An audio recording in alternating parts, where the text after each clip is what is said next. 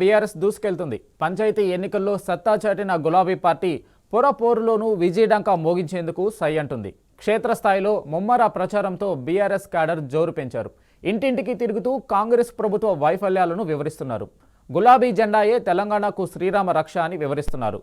ఈ సందర్భంగా జనం నుంచి బీఆర్ఎస్ శ్రేణులకు అద్వితీయ స్పందన లభిస్తుంది.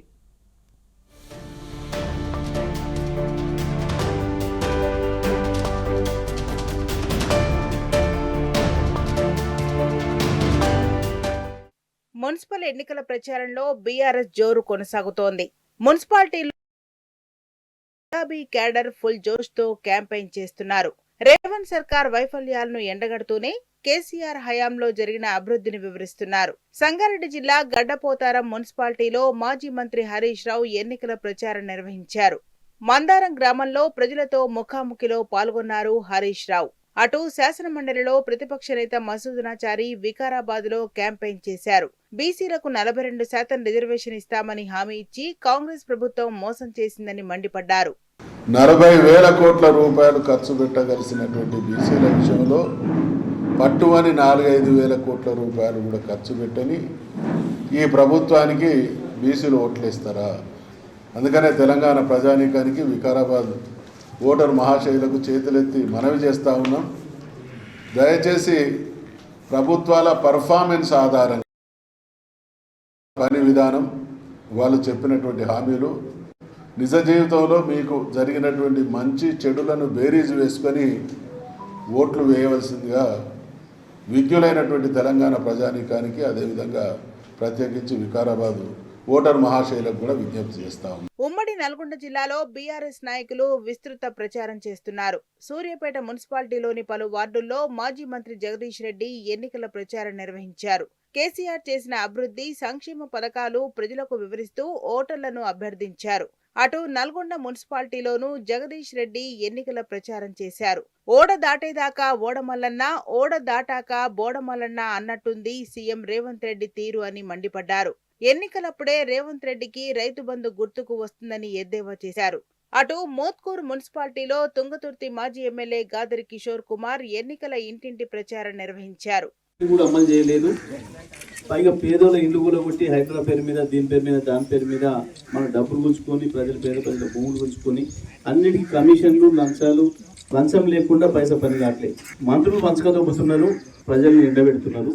ఈ కాంగ్రెస్ అంటేనే దొంగల పార్టీ, దోపిడి పార్టీ. అంతేకాదు, సూర్యాపేటలో మనం రాకముందు ఎంత రౌడీజం ఉండేదో, గుండాయిజం ఉండేదో మీ అందరికీ కూడా తెలుసు. పొద్దున్న లేస్తే పైసలు వసూలు చేసి భయపెట్టించి కేసులు కొట్లాటలు ఉండేవి.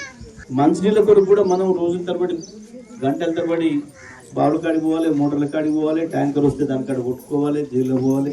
ఈ పరిస్థితి ఉండేది. మరి అన్ని పోయి సూర్యాపేటను కూడా ఒక శాంతియుతమైన పట్టణంగా చేసుకున్నాం మనం. సరే, మళ్ళీ ఈ 2 ఏళ్ళ నుంచి విన్నారు మీరు, ఈ దుర్మార్గాలు అన్నీ కూడా మళ్ళీ మొదలైనవి. మరి వీటన్నిటికీ సమాధానం చెప్పాలి. ఈ 2 ఏళ్ళ కాంగ్రెస్ పాలన బాగలేదు అని చెప్పాలంటే మీరు ఇలా మీ చేతికి వచ్చిన ఆయుధం ఓటు. పాలమూరులో కారు జెట్ స్పీడ్ తో దూసుకెళ్తోంది.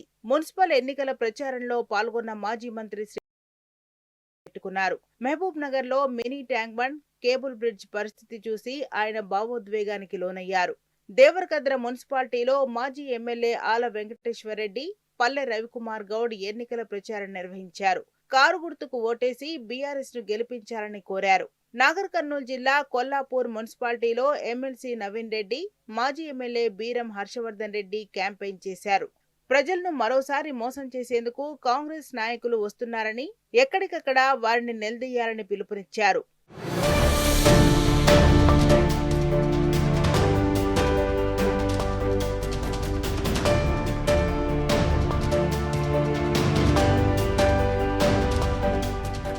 హన్మకొండ జిల్లా పరకాలలో ప్రచారం నిర్వహించారు బీఆర్ఎస్ నేత ఆర్ఎస్ ప్రవీణ్ కుమార్. ప్రజలు అన్నీ గమనిస్తున్నారని మున్సిపల్ ఎన్నికల్లో హెచ్చరించారు. జనగామ మున్సిపాలిటీలోని 24, 25, 26వ వార్డుల్లో బీఆర్ఎస్ పార్టీ అభ్యర్థులకు మద్దతుగా ఎమ్మెల్యే పల్లా రాజేశ్వరరెడ్డి ప్రచారం నిర్వహించారు. కాంగ్రెస్ నాయకులకు రౌడీయిజం చేయటం తప్ప అభివృద్ధి చేయటం చేతకాదని విమర్శించారు. జనగామ అభివృద్ధి బీఆర్ఎస్ తోనే సాధ్యమవుతుందని స్పష్టం చేశారు.